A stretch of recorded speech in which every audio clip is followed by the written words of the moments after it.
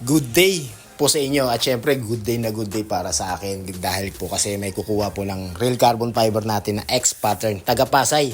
At ito, ang kukunin po niya, pupuntahan ko lang po muna siya dun sa location kung saan po kami magkikita sa may 7-Eleven po, si General Trias.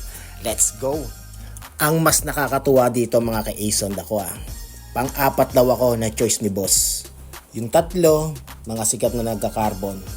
Hindi ko na po sasabihin yung pangalan. Pero ako po yung napusuan ni boss sa paggawa po ng carbon fiber. Doon pa lang, panalo na agad po tayo mga ka-Ason ako. Kamusta naman biyahe, boss? Ito na. Ipapakita na natin ang personal. Ay, angas talaga.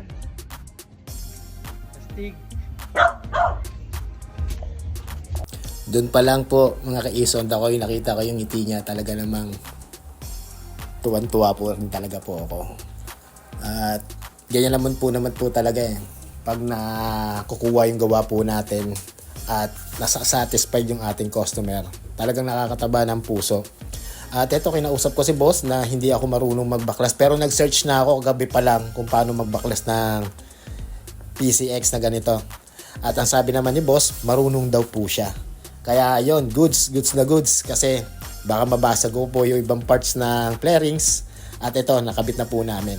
Ganito po yung gawa ni Ason, talaga pong fit po yan at 0-0 po yan. At sa sobrang tuwa ni boss, nag-down na po siya para po dun sa speed panel po niya nung papagawa rin ulit po siya sa akin. Boss, maraming po salamat ulit. Thank you. Salamat ulit. Dito kayo magpagawa, napaka-solid. Hindi kayo Shoutout niyo, boss. Shoutout pala sa asawa ko na hindi pa alam mga pinagagawa ko sa motor ko. Thank you ulit, boss. Thank you. Ingat po